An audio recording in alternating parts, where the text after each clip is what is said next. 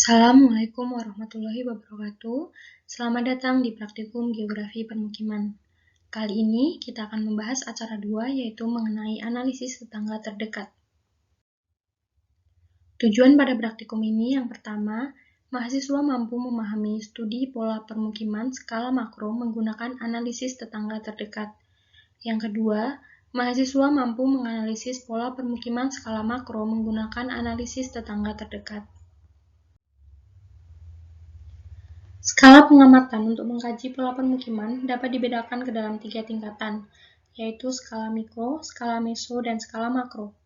Skala mikro mendasarkan pada tinjauan individual bangunan rumah, skala meso mendasarkan pada blok-blok permukiman, dan skala makro mendasarkan pada unit permukiman secara masif. Kajian mengenai pola permukiman dapat dilakukan secara kualitatif dan secara kuantitatif. Kajian secara kualitatif dapat dilakukan secara deskriptif dan kajian kuantitatif dapat dilakukan dengan analisis tetangga terdekat. Analisis tetangga terdekat digunakan untuk melihat sebaran permukiman, seperti klaster, reguler, atau random. Kemudian, analisis tetangga terdekat juga digunakan untuk menjelaskan pola persebaran dari titik-titik lokasi tempat dengan menggunakan perhitungan yang mempertimbangkan jarak, jumlah titik lokasi, dan luas wilayah. Dengan asumsi tidak ada hambatan-hambatan alamiah antara satu permukiman dengan permukiman lain. Hasil akhir dari analisis tetangga terdekat berupa nilai indeks 0 hingga 2,15.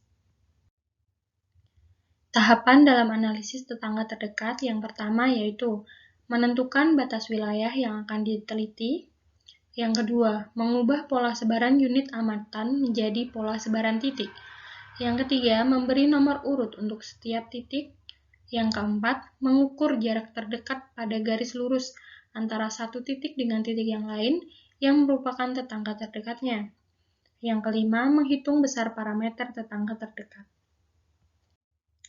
Hasil pada praktikum ini yang pertama yaitu peta titik permukiman Kabupaten Bantul. Pada peta ini kita mengukur jarak lurus dari setiap titik terhadap tetangga terdekatnya. Contohnya dapat kita lihat pada gambar berikut. Misalkan dari titik 5, diukur jarak lurus dengan tetangga terdekatnya yaitu titik 6, kemudian dari titik 6 diukur dengan titik 7, dan dari titik 7 diukur dengan titik 38, dan seterusnya. Pengukuran dilakukan pada setiap zona yaitu zona 1 dengan wilayah A, B, C, D, E, F, zona 2 dengan wilayah G, I, J, K, L, zona 3 dengan wilayah M, L, O, P, Q, dan zona 4 dengan wilayah Kabupaten Bantul. Hasil praktikum yang kedua yaitu tabel perhitungan jarak terdekat pada Kabupaten Bantul, yaitu zona 1, 2, 3, dan 4. Format tabel berupa titik, jarak dalam sentimeter, dan jarak sebenarnya. Sigma N merupakan jumlah titik, sedangkan sigma R adalah jumlah jarak lurus dari setiap titik ke tetangga terdekatnya.